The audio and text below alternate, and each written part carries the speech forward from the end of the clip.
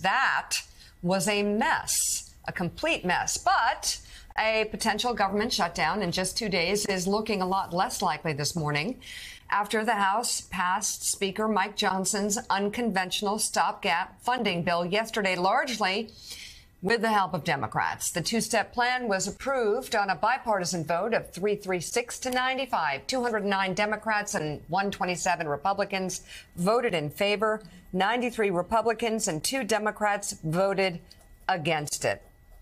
The move essentially punts the Republican spending fight until after the holidays. Speaker Johnson told reporters he was pleased with the outcome. Your first big bill, sir, how does it feel? We just had to get the job done. We'll do it day by day. Any concern about the number of Republican defections there were? We'll get our team together and run the agenda. We're ready to do that. How do you get your team together from here? You'll see.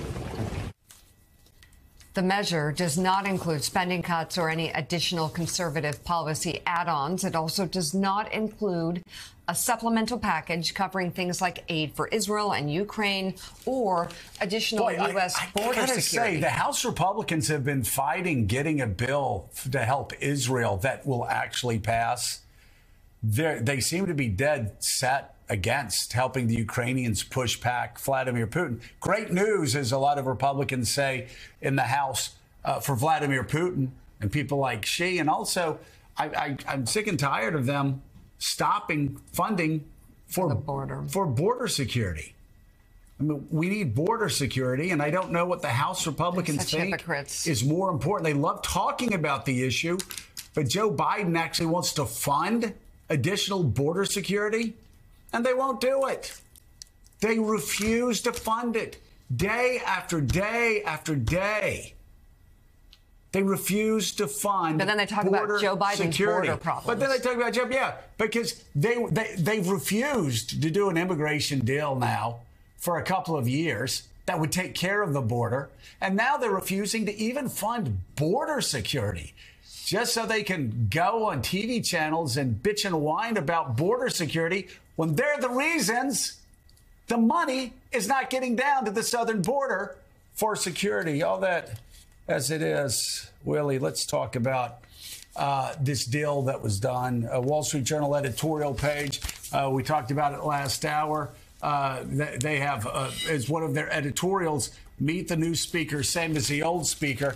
And they really lay it out, what we were all thinking about. Pop quiz, what's the difference between the bipartisan stopgap funding bill that passed the House Tuesday under new Speaker Mike Johnson and the September equivalent passed under former leader Kevin McCarthy? The answer: nothing but the self-defeating Republican drama.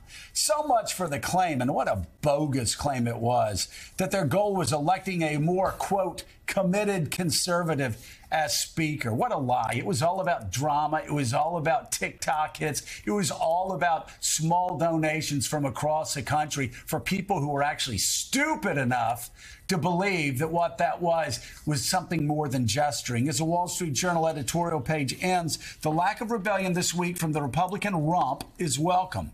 And apparently deposing 2 speakers in a few weeks was too much even for them. But it further exposes the hollow claims the McCarthy 8 made for their October exhibitionism. And that's all it was, Willie. Yeah, congratulations, I guess, on doing the absolute bare minimum of the House of Representatives of keeping the government funded for a couple of more months. But as you say, and by the way, they've given the upper hand now on the issues you've laid out to the White House on border security, on Israel and Ukraine. They say, great, the government's funded. What about all this really important stuff that's in front of us right now? We've got to support Israel. We've got to continue to support Ukraine. And yes, we have to secure the border, Republicans, and you heard that from White House officials yesterday. Let's bring in congressional investigations reporter for the Washington Post, Jackie Alemany. Jackie, so talk a little bit, according to your reporting, about how this deal came together and what Joe was just laying out, which is the contrast before the way it didn't last time with Speaker McCarthy. Yeah, it's really interesting, Willie, if you look at the number of Republicans who voted against this exact same deal on September 30th versus those who ultimately voted for it yesterday, and their inability to explain the discrepancies between why they now support something that they were so vehemently against. But as you noted, this gets the government funded through January 19th, when Republicans are going to have to go through this all over again. The Senate is likely to pass this short-term continuing resolution either today, tomorrow, or by the end of the week to get something on Joe Biden's desk to avoid a government shutdown.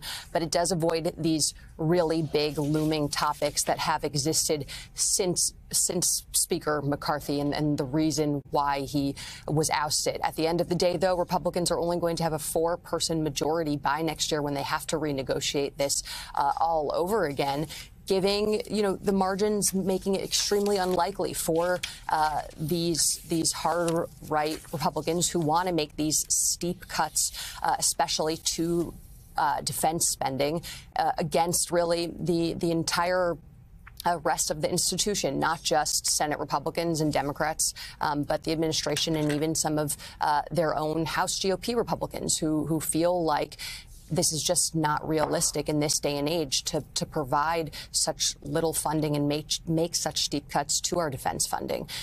So it's Groundhog's Day, and it's going to continue to be going into the beginning of next year.